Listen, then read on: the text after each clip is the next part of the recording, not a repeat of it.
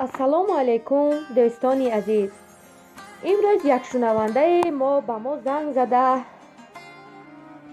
اینجا شبکه قدمشو ایسایه است. بله خواهر جان، چی میخواستید؟ یک حادثه به قریبی روی داده را نقل کردنی بودم. مرحمت گوشمان به شما. پیشتر قصه های غمانگیزی این شبکه شما را میشنیدم. فکر میکردم که بافتند، ولی به نزدیکی حادثه رخ داد و به حقیقت بودن تمام این قصه های شما باوری حاصل نمودم. در ایستگاه انتظار مشروطه خط سیر 16 بودم. به ناگاه میسفید قامتش خمزده پیدا شد و از من چند بودن ساعت را پرسید. بابا، ساعت 12:45 است گفتم. پیرمرد به من نزدیکتر شده پرسید.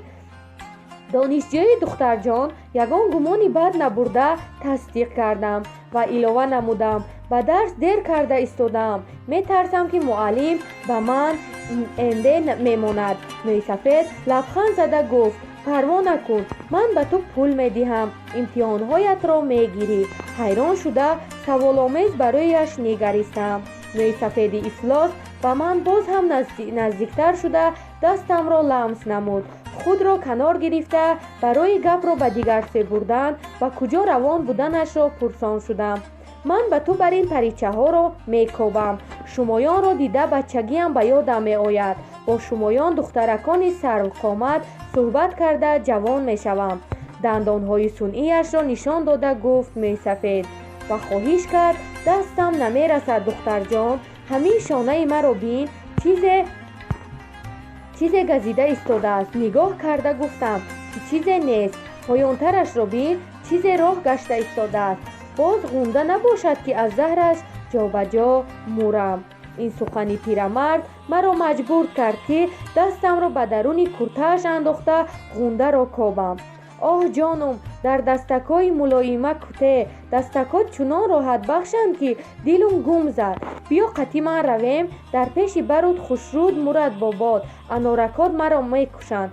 سخنانی پر از فسق و فجوری میسفید فاسق را شنیده هوش از سرم پرید.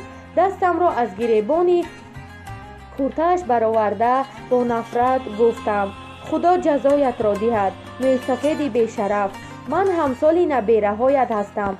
چرا از خدا شرم نداشته به من چنین گپ‌های حرام را میگویی؟ میسفید ذره شرم نداشته زاری کرد. جانک شیرینی بابا، نه نگوی.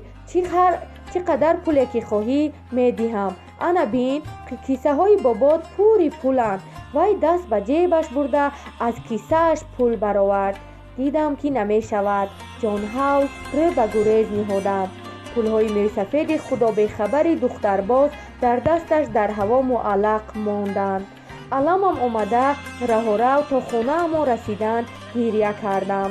عصبهایم از رفتاری میسفید فاسق چنان خراب شده بودند که دیگر مداری به درس رفتنم نماند. از این حادثه چند روز گذشته باشد هم تا حال به نظرم چنین می نماید که دستانم حرامند. به خود لعنت می خوانم که چرا دستم را به بدن نجسی این میسفید شیطان سیرت رساندم. برادری عزیز، التماس نقل مرا در شبکه‌تان گذارید تا که دیگر دخترها هوشیار شده خود را از چنین میسفیدان حرام خشتک دور گیرند و به دام چنین شیطانهای دوپا نافتند.